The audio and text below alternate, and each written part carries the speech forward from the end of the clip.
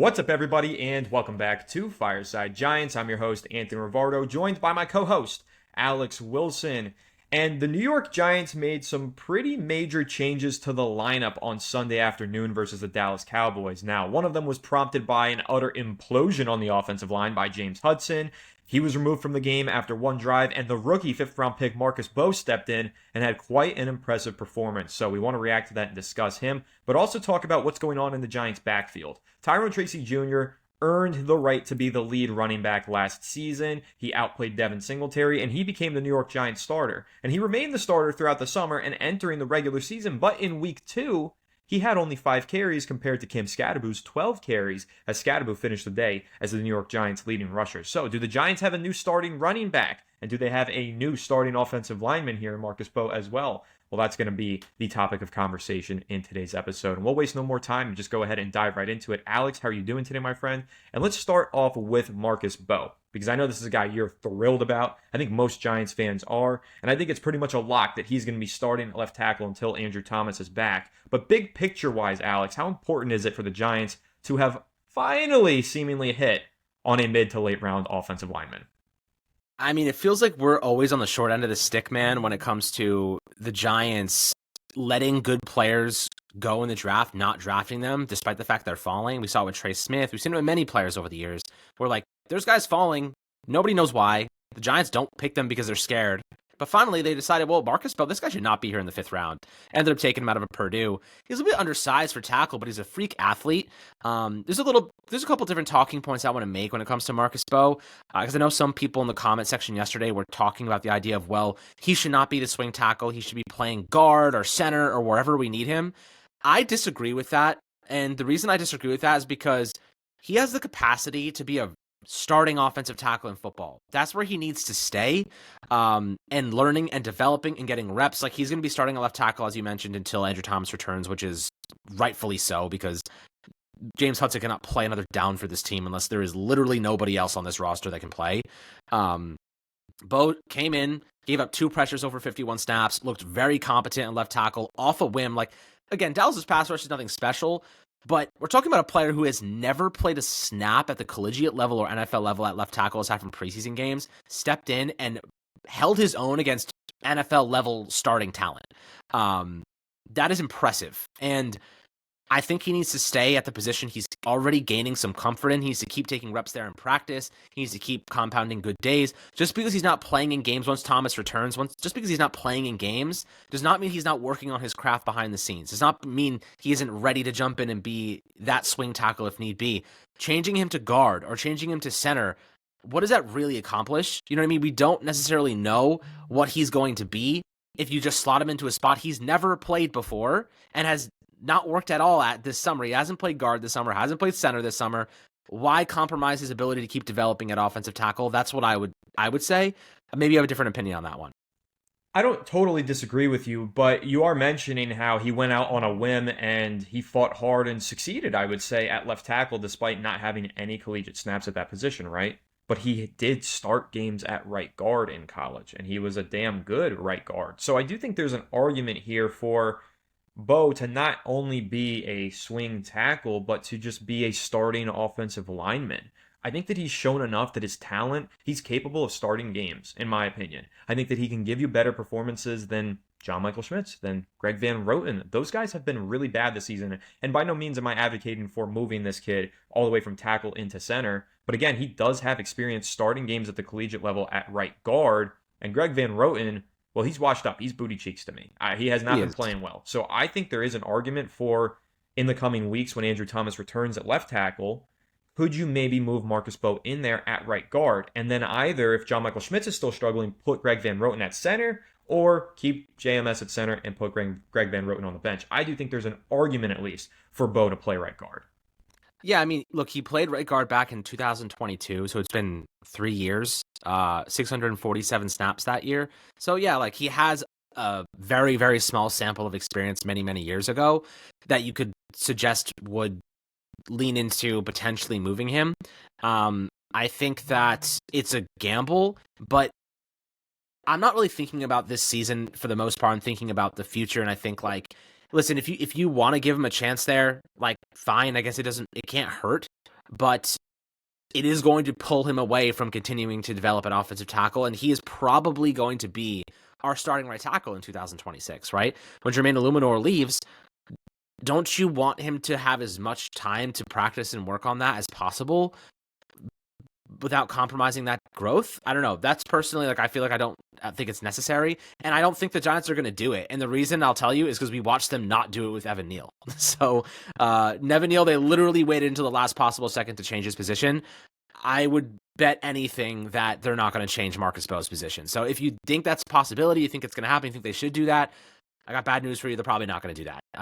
Swing tackle is extremely important to the Giants because they need a guy available. If Marcus Bowe goes in there and plays guard and gets hurt, we are back to James Hudson. You know what I mean? So that is a concern to me. And also you're just compromising his development and growth. There will be times to play. Believe me, Andrew Thomas probably gets hurt again. I don't trust him at all. Apparently he had the worst possible Lisfranc injury you can get. So saw that. Yeah. That's really, really bad. Really bad. And the Giants said, yeah, let's restructure his contract anyway. This team really confuses me with their decision making. It makes everything suggests they're doing everything they can to stop themselves from being a good football team and well managed and well run. Very, very interesting decision making from them. No, it is for sure. But here's just a theoretical question that I'm going to ask you, and I wouldn't say it's a trick question, but it might be a little bit tricky to answer. Is Marcus Bowe one of the New York Giants' 5 best offensive linemen, Alex? By far. That's a very... he be on the field? Then shouldn't he be on the field? Well, I guess that's kind of a loaded question because he's one of the best 5 offensive linemen, but that's in context with their specific positions. I don't know what he is at guard, right? We haven't never seen him play guard, and he hasn't played it in 3 years. My thing is, I just can't imagine he's worse than what we have. Okay, here, let's change this. I have a better idea. I actually have a great idea. Let's move Jermaine Illuminor to right guard and put Marcus Bowe at right tackle. I think there's an argument for that. I think there is an argument way for more that, comfortable but Jermaine with that. Illuminor doesn't seem to have any interest in moving off of right tackle. If he wants to win football games and do whatever, tough, but also the samples. If I were the Giants, I'd be dude, the sample is there. People know you're a good right tackle. That is not going to change. If teams now see that you're a good right guard too, you now have even more value. You know what I mean? You're even more valuable to them because you can play multiple positions at a quality level. And it also gives us the best chance to win football games because Bowe can play right tackle while you're at right guard. That's let's stop talking about Marcus Bowe playing guard and start talking about Jermaine Illuminor playing guard. That's what I think more of a positive for the Giants. I think that's a pretty good argument to make. That's a really good counter to what I said. But my baseline argument was just you got to find a way to get Marcus Bowe on the field, in my opinion. Absolutely. I get your perspective of looking long-term and thinking he could be a starter next year in 2026. So you don't want to risk him getting injured or stunting his growth at other positions. So I do understand that. But one way or another, this kid should be on the field. He is one of the Giants' 5 best offensive linemen, and so they need to find a way to shift things around and get him on the field, in my opinion. And I'll throw this out there too. Now that we've seen Russell Wilson playing well, this is kind of a moot point. But I would have felt comfortable with Jackson Dart taking over if Bowe was on the field. I would not have felt comfortable with James Hudson on the field and Dart on the field because I think that would have actually compromised things. But Bowe, I'm a little bit more comfortable with if they had to make that decision. That's kind of my point. Was he's not going to stunt your quarterback's growth or halt his momentum. Yeah, here's kind of a little bit of an aside here. We'll get back to the Marcus Bowe conversation in a second, but still sticking to this left tackle position, Alex. Would you put James Hudson back on the field, or would you turn to Josh Ezeudu at this point if you needed to make a change? Oh, I mean, I do I pick ass or do I pick ass? I don't know. Yeah, man. I know. It's it's like choose your way to die. Yeah, lethal injection or electric chair. Yeah, right. Literally, it's either way you're cooked. But I'm going to pick Ezeudu because I think so too. At the very least, we know Ezeudu isn't going to be a penalty merchant. He's going to suck, but he's not going to have 100 penalties. I don't think Ezeudu's confidence has been destroyed the same way that James Hudson's has imploded on itself on Sunday. I mean, I don't know if you saw, Alex, but he deactivated all of his social media accounts. We haven't heard a peep from him. The Giants haven't even commented on James Hudson. Giants probably told him to. Don't go on social media, bro. You are going to get eviscerated. It was ugly, and to be fair, I contributed to it. I was pissed off, so I literally said, "Get the F off my team," while posting a video of him smacking somebody in the head. I definitely was at the spearhead of that movement. But like if you're a professional athlete, you're getting paid millions of dollars to play a game. That comes with the territory, unfortunately. Like, you were playing in New York and you had 4 straight penalties, 2 of them unnecessary roughness, and then you get benched, and then you start arguing with our best offensive player on the bench. Yeah. Like, you just alienated yourself from the entire fan base. So, unfortunately, that's just is part of the game. Like, you have to deal with the media, you have to deal with your performance, and there's consequences. Even in the real world, dude, if you perform like crap at work, you're probably getting fired, man. There's consequences to your actions. So, especially if you perform poorly at work and then start arguing with your boss or coworkers about it. So that's correct. So you're totally right. It does come with the job. I mean, it's part of being a pro athlete. You're opening yourself to scrutiny, and that's why you get paid such big bucks. So I unfortunately do not have a bunch of empathy for James Hudson, and I'm with you. If they needed to put another tackle out there, whether Bo needed to leave the lineup for one reason or another, or maybe they flipped him to right tackle and Thomas wasn't ready, whatever reason, I would go with Zito personally. So I would rather Evan Neal play right tackle than watch Bo at left tackle. Or sorry, at Hudson at left tackle. Honestly, I'd rather move Jermaine Illuminor to left tackle and then have Evan Neal play right tackle than watch James Hudson ever play a game on this team again. And might I add, one of my strongest takes during this past offseason was, why did we sign James Hudson? Well, the second we signed him, I was like, this doesn't make any sense. He's a bad football player. He was a backup on a bad Browns team. He played 222 snaps last year, and he was garbage. Garbage. I remember Browns fans were like, dude, why did you sign? Why did you do that? Especially why did you give him price tag? 12 $6 million is a pretty hefty price tag on an AAV. It's not the craziest thing because they can get out of the deal for $3 million dead money, but even so, where in free agency were they that they were like, this guy deserves a similar contract to the one we gave Jermaine Illuminor? I know that there was more scarce tackle situation. It was more of a scarce. There wasn't as many options, and the market obviously ballooned. So guys are a little bit more expensive. But he is worth a 2-year, $4 million deal. That's the type of player that James Hudson is. He was you could have. Okay, let me give you an example. We drafted a 5th-round pick that was better than him on day 1, and I begged the Giants for him to start at left tackle in week 1, and instead they didn't do that, and we saw the repercussions of that. This is another qualm I have with the Giants, is that they don't put their best players on the field. And it's problematic.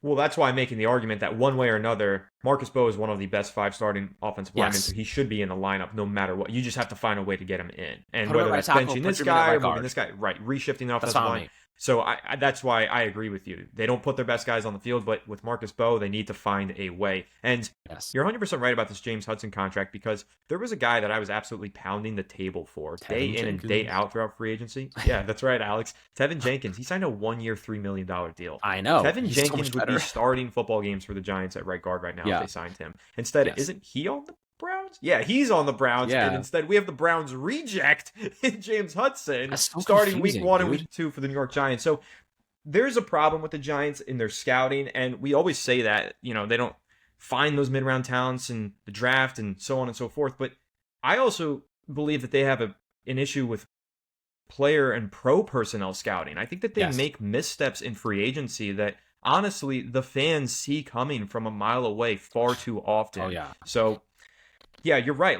I remember when they signed James Hudson, I tried to find the positives and defend and be like, oh, well, at least we have depth now at offensive tackle. He's got to be an upgrade over Zito. And now we're here, and you argued when they made the signing that he might not be an upgrade over Zito, and it seems like you were right, because at this point, I would rather have a Zito on the field than James Hudson. So a total misstep there from general manager Joe Schoen.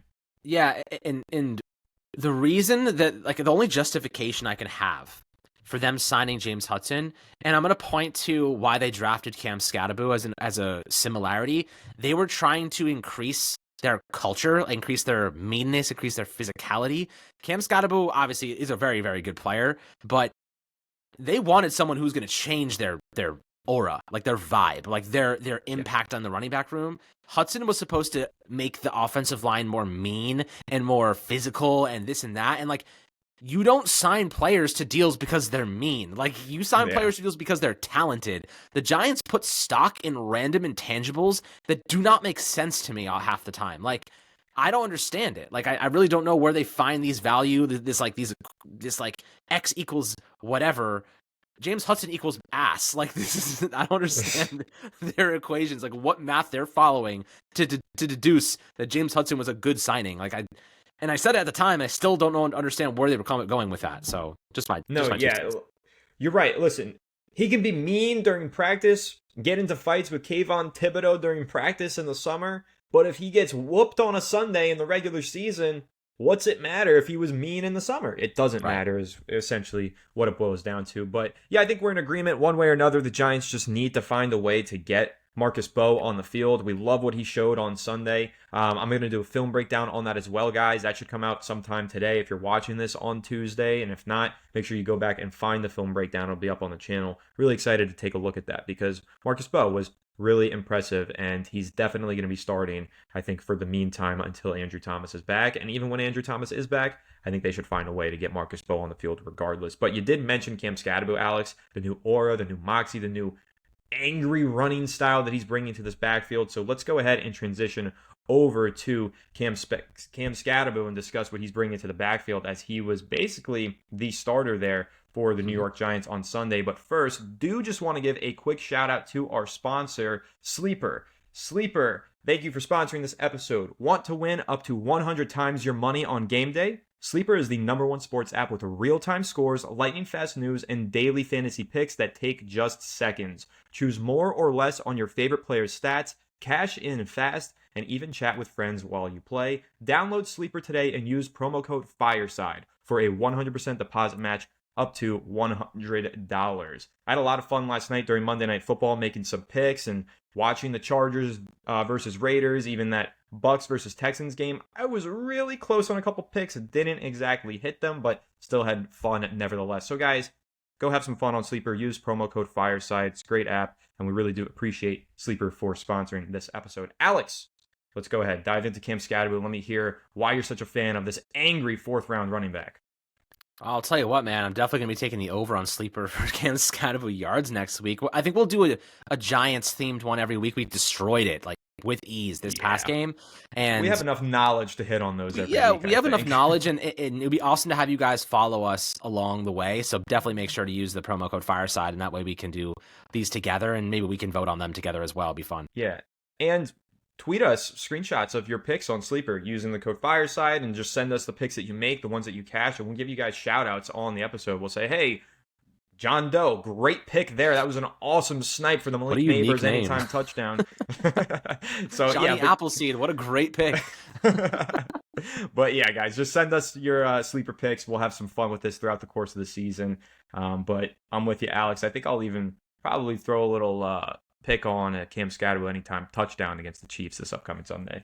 Yeah, I mean, their run defense is very good, so maybe we'll stay away from Scadaboo, actually. But who knows? Maybe we'll go after like a Wandale or a Neighbors or something. I don't know. But in any case, looking at Scadaboo and what he brings to this team, I'll read you off his stats just so we can kind of preface what he did in this first game as kind of the primary starter, I would assume you could label him as. And Tyrone Tracy, I think, will definitely get his playing time and he'll get his opportunities, but he was outpaced 11-5 in carries. So Scadaboo was on the field when they were running the ball. Like that much was obvious. He only played 14 snaps, but he had 11 attempts on those 14 snaps. So the Giants made it quite clear when Scadaboo's on the field, they're running the ball with Scadaboo. And despite the fact that Dallas probably knew that by the time the second half rolled around, he still had 4.1 yards per attempt with a touchdown and 35 yards after contact of his 45. That's 3.18 yards after contact.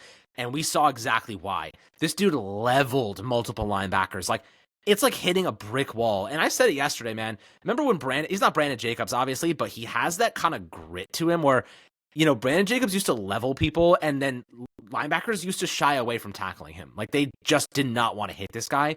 Cam Scadaboo gets hit and he doesn't go down. His freaking legs are like tree trunks. Like, he somehow manages to stay above ground, and it's pretty insane to watch in real time. He's gonna batter you, he's gonna bruise you, he's gonna keep churning his legs, he's gonna grind out the extra yards, he's gonna make a 2nd and 10, a 3rd and 4, and very manageable. Like he manages to do a lot of stuff once he gets past the line of scrimmage. I actually think that if I'm the Giants right now, and I'm thinking to myself, if we improve our offensive line, this year, next year, whatever it is, if we get a better interior line, Cam Scatterbo could be a really good player for us. Like a starting caliber player that goes for 60, 70 plus yards per game and a score, like on average. So that's what I kind of foresee. The Giants are seeing his skill set. They're saying, okay, like behind a really bad run blocking offensive line, this guy is able to do damage and he's able to make a lot of yards after contact. Obviously that's going to clean up the receptions, had that drop there on fourth down in the red zone, which, definitely it was a bad moment. But on the ground, I saw nothing but straight energy from Scat, and very encouraged by him. Very good value grab. Again, thought he was a steal when we drafted him. Still think he's a steal, and his best days are absolutely ahead of him. They are, absolutely. And I'll say this, though, to the topic of the running back by committee, because, everybody knows I'm a big Cam Scatterbo fan. I've patented the Scatterbooms, and I love watching the kid play, and you're right, the way he runs, so angry, he just bounces off defenders, and defenders bounce off of him. And like I've said before, and I'll say this again, Cam Scatterbo plays football like he wants to acquire CTE, and it is awesome. So I love Scatterbo. It's my favorite line to say about him, and it's just true. But Tyrone Tracy Jr., here's the thing. There was some speculation from fans. Was he being disciplined by the Giants? Do they no longer want him as a starting running back? That's not what was going on. Brian Daboll actually explained why he saw a decrease in snaps on the offensive side of the ball, and it's because he saw an increase in snaps on kick returns. If you guys remember during the game, they did put him out there on kick return duties. Gunnar Olszewski was out there too, but the Dallas Cowboys wisely kept kicking to Tyrone Tracy Jr. intentionally, so he kept having to return those kickoffs. And to be honest, Tyrone Tracy Jr. looked like a pretty good kick returner. He had some pretty good returns on Sunday afternoon and definitely made an impact in that regard. But because he was taking hits on kickoffs and he was doing those returns, and there were a lot of returns in that game with all of the points that flew up on the board, and he took the overwhelming majority of them, that's why Brian Daboll decided to decrease his output on the offensive side of the ball. And I don't think that's going to be something that you see every single week, because the Giants, they like Amir Smith-Marset, who's on their practice squad. They just brought in Xavier Gipson off of the waiver wire. So they have other kick returners waiting in the wings. Wan'Dale Robinson was originally the guy out there doing those kickoffs, but Tyrone Tracy Jr. took over because Wan'Dale did suffer an ankle injury on a kickoff in week 1 that definitely didn't bother him based on his performance in week 2. But Tyrone Tracy Jr., that's the reason why he saw his snaps decrease on the offensive side of the ball. It's because he saw an uptick on special teams. And I think that makes sense. Don't wear your guy down. Use him all over the place. And this is the beauty of the Giants finally having depth at a position, the running back position. They have 3 guys that they're comfortable with. That's what Brian Daboll told the media. I don't think I'm comfortable with the third guy. Devin Singletary doesn't seem to make an impact when he's on the field anymore. But Tyrone Tracy Jr. certainly did make an impact on special teams, and Cam Scatterbo looked really good as a runner. Now, the one gripe that I have with Scatterbo, he did have that fourth down drop. I think that's rookie growing pains. He'll figure it out and he'll learn from that mistake. It wasn't the best ball either, but it certainly was catchable. And Tyrone Tracy Jr. did have a really bad drop. Confusing that he has so many drops considering he's a former receiver, but he did end up with, I think, 36 receiving yards in the game. He does look good at times as a receiver out of the backfield. But essentially, what I'm trying to explain here, guys, this is a backfield committee, and they're going to use these guys in different spots, in different situations. And the game plan just called for Scatterbo as the lead rusher, taking the majority of those handoffs up the middle where the Cowboys were vulnerable. And it also called for Tracy to contribute more on special teams. And I think it's great that they have 2 dynamic running backs who can move all across this team and contribute in both phases of this game. So Scatterbo, I'm excited for more of him, but do not sleep on Tyrone Tracy. Do not look at this as a demotion for Tyrone Tracy Jr., because I guarantee you there will be other games this season where Tracy ends up with 12, 15 carries and Scatterbo has 5 to 7, because they're just going to go ahead and play the hot hand on any given week and also consider special teams contributions as well while factoring in their decision behind the running back committee. Yeah, absolutely. There's no reason to phase Tyrone Tracy out. They're different styles. Like you said, ride the hot hand. They were using Tracy as a special teamer. No reason to have him take extra hits when those hits on special teams are like equivalent to 5 hits in the run game. The guys running full speed at you downhill and you're going full speed at them. So, I think he looks solid in that regard too. Definitely an interesting role for him to play, but they're maximizing their talent. And having multiple running backs is not a bad thing. A lot of teams have them, and that's ultimately how you sustain injuries. That's ultimately how you kind of balance the act. The Giants they're trying to figure out that balance in real time on offense and on defense. And, in some ways they're failing, in other ways they're succeeding. I think that what we saw from Scadaboo, like he was running the ball really well. They stuck to him, and that was the role that he played. And I don't think Tracy was being reprimanded for his comments about the play calling, because they was 1st-and-1, and want to know what happened? They ran to Scadaboo for an easy touchdown. So maybe they did actually listen. I wouldn't say they reprimanded him, but maybe they just listened. And Scadaboo's going to be that goal line back. He kind of gives you like that David Montgomery type of vibe, kind of like similar play styles. And Tracy is a little bit of a different style. Like he is more of a glider and not much of a power threat. But when you have an offensive line who's really struggling to open up those gaps, and they're getting hit on contact, they kind of wanted Scadaboo in there because he's able to turn it into a positive. Tracy's going to go down in those plays most often. When he's meeting a linebacker in the hole, like he's not getting away most of the time. Scadaboo will get away a lot of the time, and he'll pick up an extra yard or two. I think they just liked him for that game specifically, in the way that the defense was playing him. But in another game where the offensive line's playing well and they're against a weaker opponent, we might see Tracy have more opportunities where he's able to use those gaps and maximize his getaway speed. So I think, like you said, hot hand, but also really giving snaps based on how they're using them based on the opposition. So I do think that they played it well this last game. I think it was a solid kind of balance between the two players. I totally agree with you, and I'm really excited to see how this backfield kind of evolves and reshapes itself throughout the course of the season based on the different matchups that the Giants have. And as we wrap up this episode, I just want to highlight one thing. We just spoke for 26 minutes about 2 mid-round rookies. That's a good sign for the New York Giants. They have a 4th-round pick in Cam Scadaboo playing major minutes and contributing in a major way, and a 5th-round pick, offensive lineman no less, in Marcus Bowe, doing the same thing. That's an encouraging sign. I'm really excited about these 2 young players, and I've said this once and I'll say it again. I do believe that the future is bright for the New York Giants. They are a very young football team. They are 0-2, and it's really frustrating, but they have some very talented young pieces that I believe will make an impact not only this season, but in the future as well. Now, they got to focus on the present and stack some wins. They got to save this season, because I can't sit through another crappy season like I did for the last several years, sans 2022. But big week coming up. Sunday Night Football. It's the Giants' first primetime game of the season. Of course, we'll be live during that game doing the commentary, and we will be uploading daily until then. Again, we have a Marcus Bowe film breakdown coming out, so that's on the horizon, and a Wan'Dale Robinson film breakdown as well. Alex's guy, Mr. Criminally Underrated Wan'Dale. So I'll be doing a breakdown on him as well, as a favor to my good friend Alex. But it's going to be a lot of fun, a lot of great content and exciting stuff planned here on Fireside Giants. So make sure to leave a like if you enjoyed, subscribe to the channel if you're new, ring the bell so you don't miss an episode, and comment your thoughts down below in the comment section. If you're listening to Apple or Spotify, make sure to leave us a 5-star review. Go ahead and follow us on all of our social media channels at Fireside Giants. Thank you once again to Sleeper for sponsoring this episode, and we will catch you all in the next one. Have a good one, and let's go New York Giants.